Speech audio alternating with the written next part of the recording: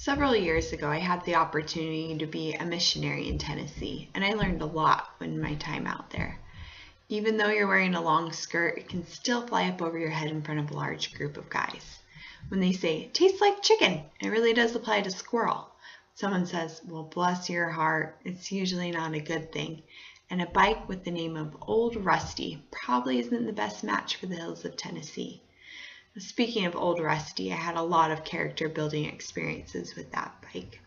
One of them happened at the beginning of my mission when I had what's called a trainer who was there to help me, to show me the ropes and teach me what to do to be a missionary. When I first came out, I was one of those annoying, I know it all, I'm better than you type of people that I can't stand now. But at the time, I thought that I did know everything.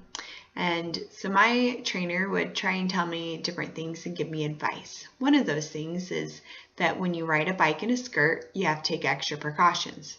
So she would gather her skirt together in between her legs and tie it in a knot with a rubber band, creating kind of a faux pant-like look. I thought she looked absolutely ridiculous, so I always told myself, I'm not doing that. And would tell her, oh, I'm fine. I don't need to tie up my skirt. I'll be okay. Don't worry about me. So we get ready to go for the day, put on our helmets, and take off. And as we're going, I zoom past her because I'm so much faster and better. So I turn around to see how far back she is. And right at that moment, I got jolted to a stop and go tumbling into the street. I had no idea what was going on. My companion rushed over, helped me to untangle myself from Old Rusty, and rip my skirt out from the bike, and realized that it had burned a hole the size of a grapefruit right through my skirt. I had lost a piece of my skirt, some skin, and a whole lot of pride in that moment.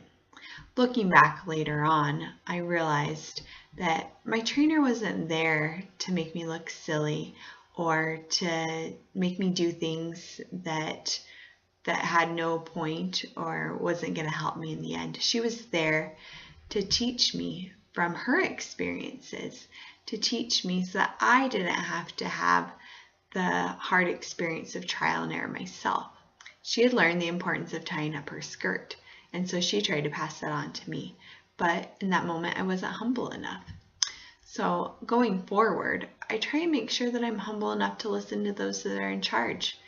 People around us have experience. We can learn from them, but we have to be willing to listen, to take that advice, maybe look a little silly, but in the end, it'll save us a whole lot of misery.